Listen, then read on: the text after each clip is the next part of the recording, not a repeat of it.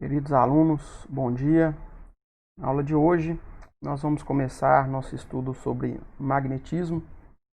Em especial, a gente vai estudar o campo magnético, como determinar a direção e o sentido do vetor campo magnético. Um pouquinho de história para começar, né? Lá na Magnésia, por exemplo, na Ásia, já era bem conhecido um minério de ferro chamado magnetita. Tinha uma propriedade uma capacidade de atrair pedaços de ferro.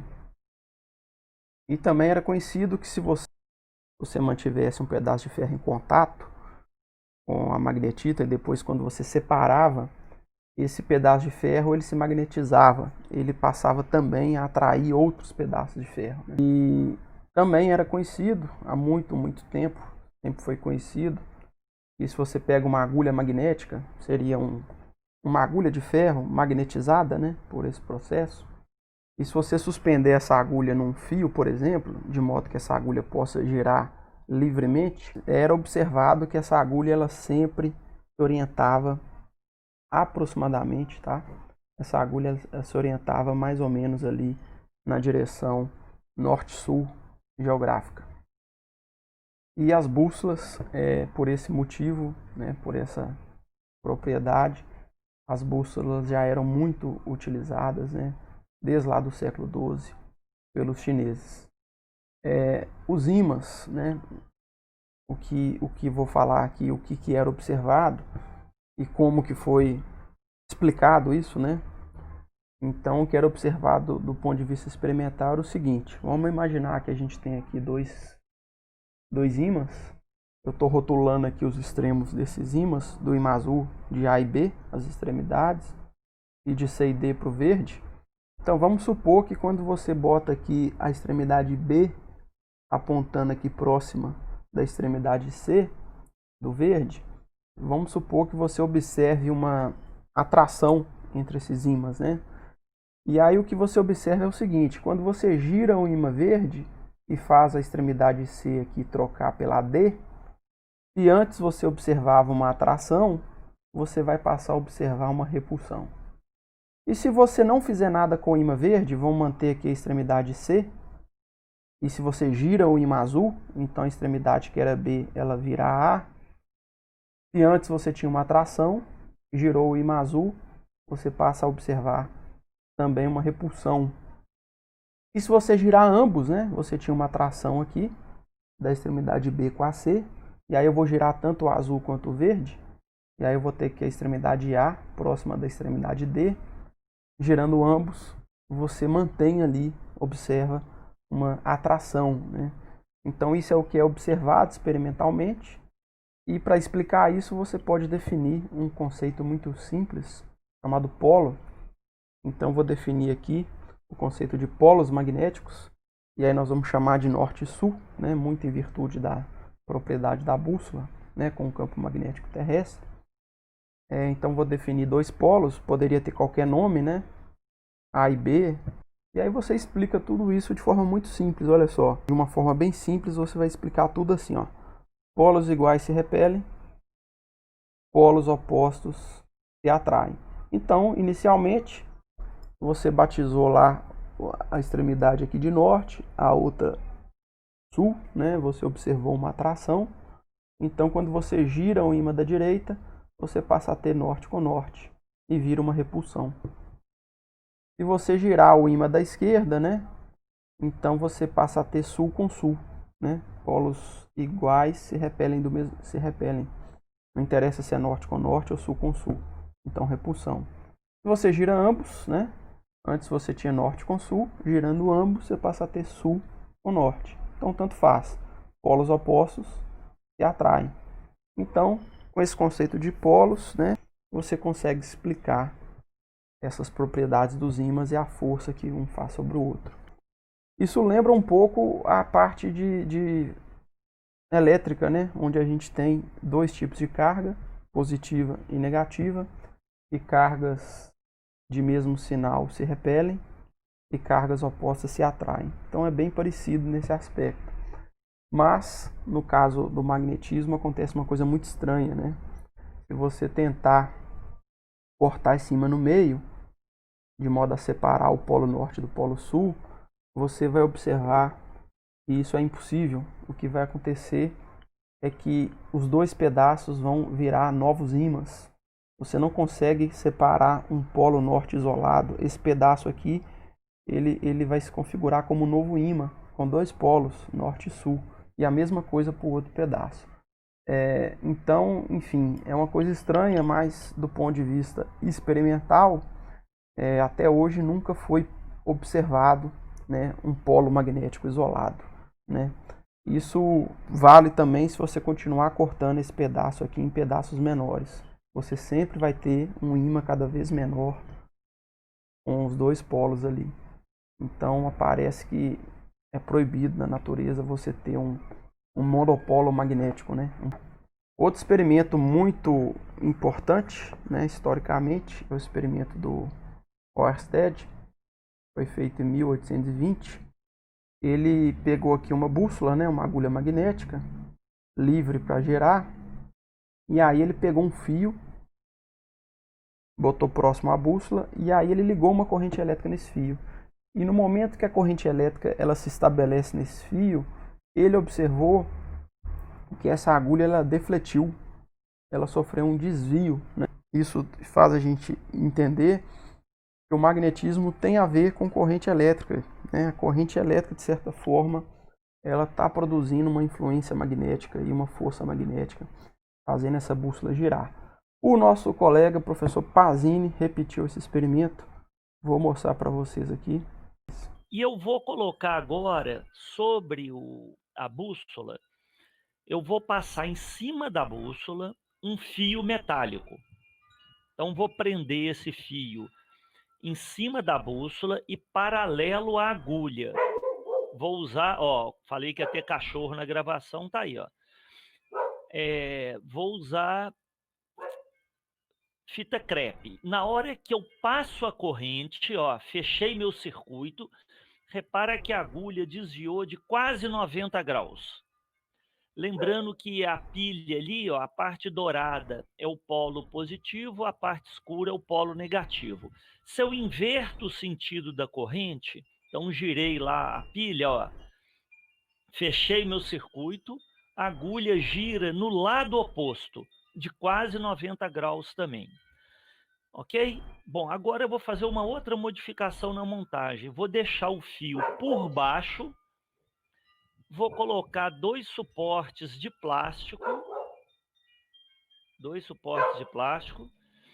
para não atrapalhar a posição da agulha. Tá aí, ó.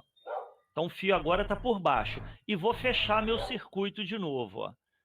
A deflexão da agulha também de quase 90 graus, né? Só que do lado oposto ao que eu tinha antes. Se eu giro agora a pilha, inverter o sentido da corrente, eu tenho ali então, de novo, o desvio da agulha. Depois a gente vai estudar com calma, né? Ver que esse fio, como a corrente elétrica, produz um campo magnético, que vai depender do sentido da corrente, enfim.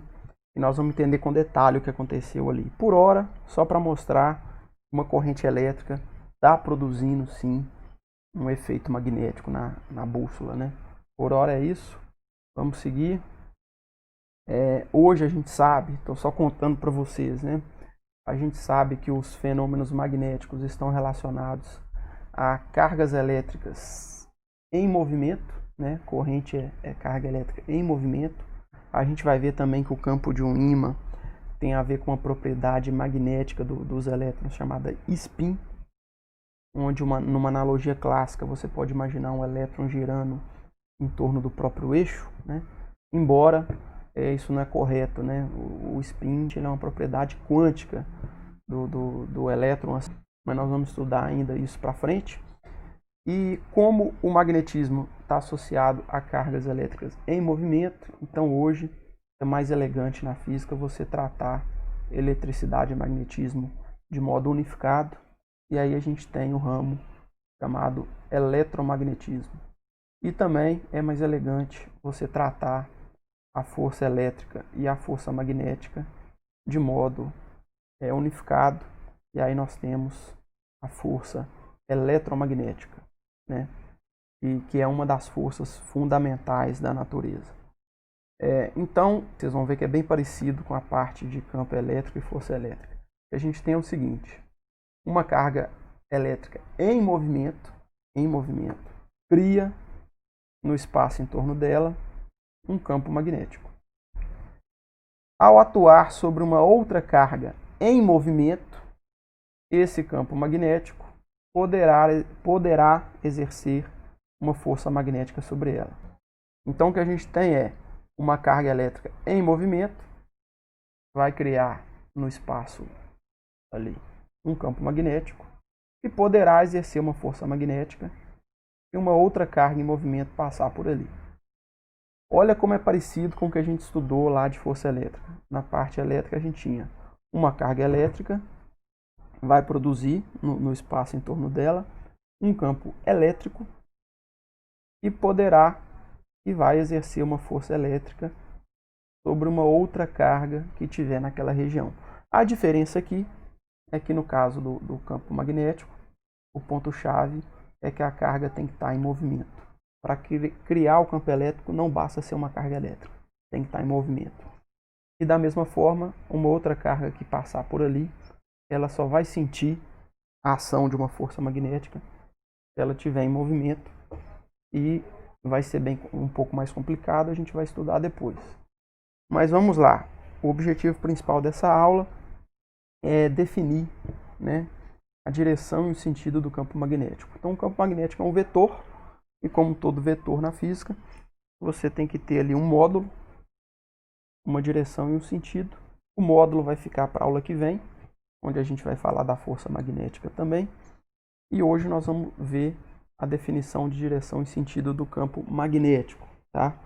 Então, ele vai ser definido da seguinte forma. Imagina que você tem aqui um ímã e barra, e você quer definir, mapear o campo magnético aqui no entorno desse ímã. Então, o que você vai fazer é o seguinte: você vai pegar uma bússola, uma agulha magnética, e botar no ponto onde você quer calcular o campo magnético.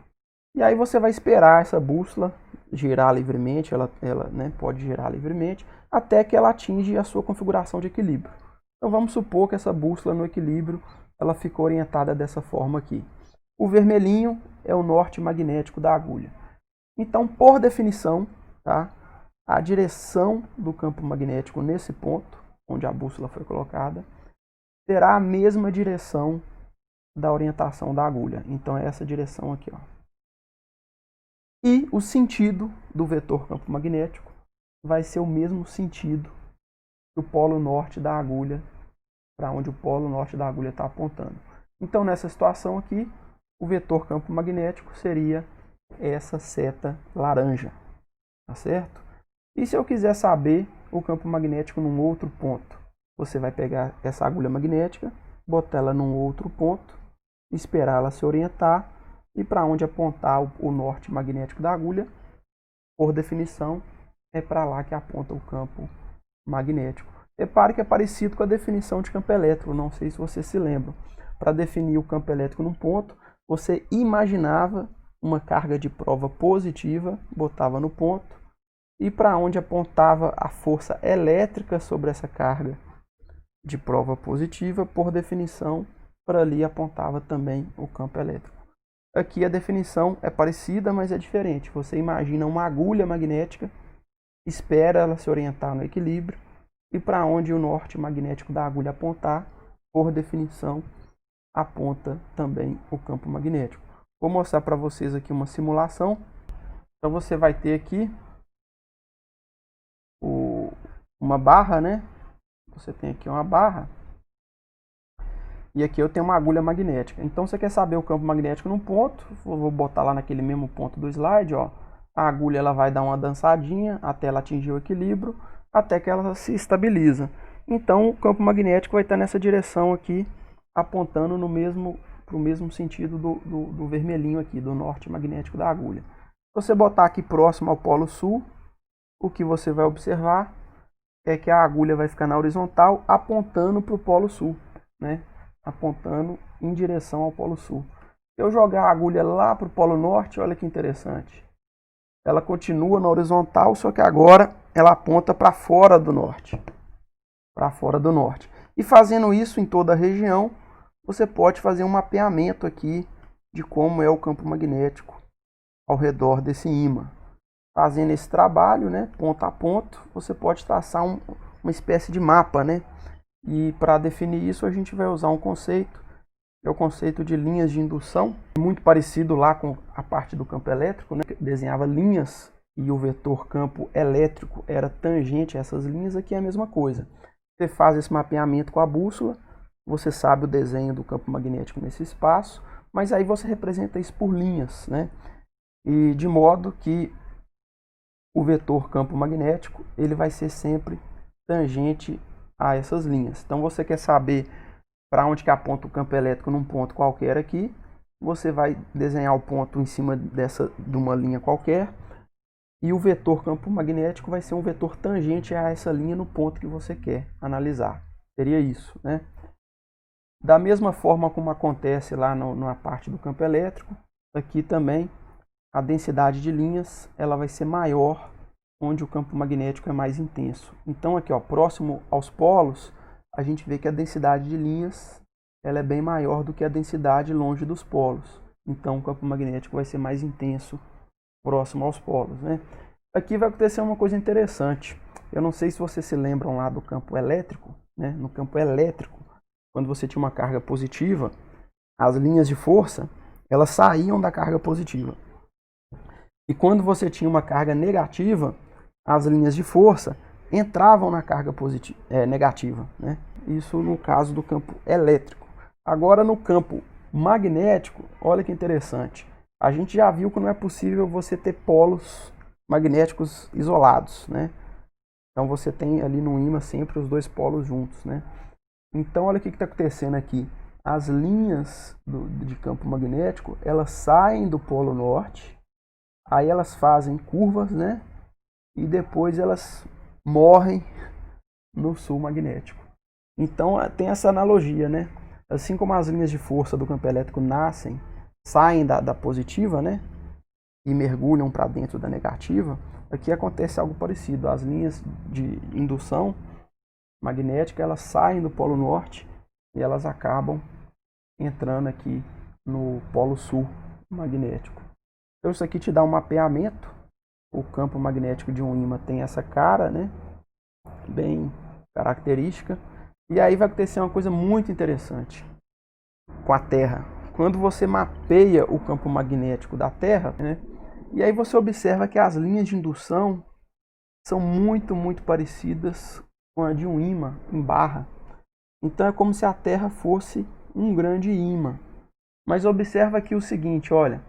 Aqui o norte geográfico da Terra está em cima, né? O usual da representação aí da geografia.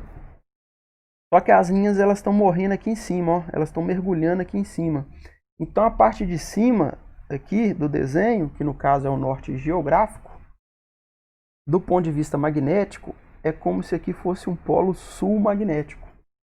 Então a Terra, em primeiro lugar, é como se ela fosse um grande ímã, porém, né, do ponto de vista de polos magnéticos, é como se o norte geográfico correspondesse a um polo sul magnético. E, da mesma forma, o sul geográfico lá embaixo vai corresponder a um polo norte magnético. Então, do ponto de vista geográfico magnético, é trocado, né? E também vai acontecer outras coisas mais estranhas, né? Na verdade, a direção desse ímã, né, do eixo magnético aqui da Terra, não é exatamente a mesma direção do eixo de rotação da Terra. Existe um ângulo aqui entre a direção do eixo magnético e a direção do eixo de rotação da Terra. A gente observa que existe um ângulo de aproximadamente de 11 graus entre os eixos geográfico e magnético.